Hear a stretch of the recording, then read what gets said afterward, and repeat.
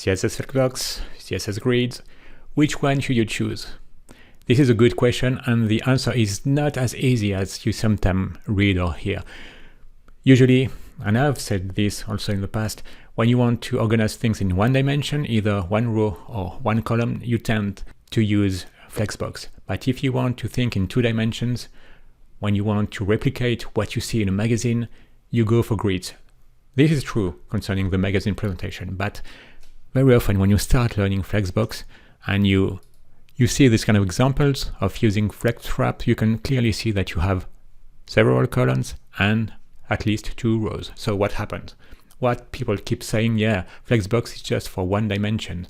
Simply because what happens is that you add items, and when there isn't enough room, you go back and a new row is created automatically for you and you add the rest. So you see, this is totally different from what happens with CSS Grids, because here, for example, you have this example of grids.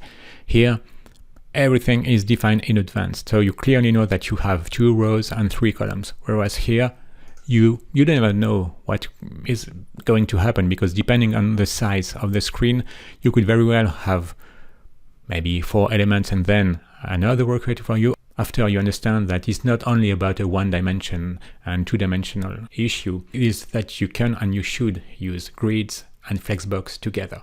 I have a great example for you. You see, this is a train ticket.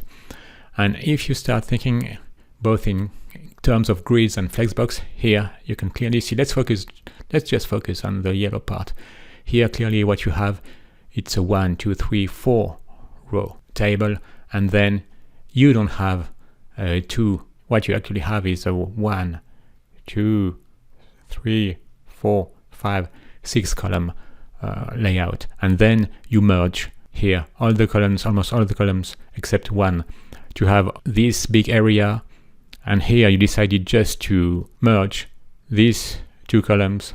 You see, so yeah, there is this logic of merging either columns or rows, which is extremely easy to do using grids. And then inside a specific row, you can see here it's well centered.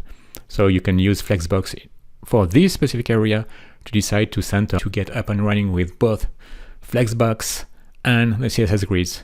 This is in the description, the links are in the description. You can see that Flexbox is just a matter of watching this 7 minutes video, and after that you will be able to watch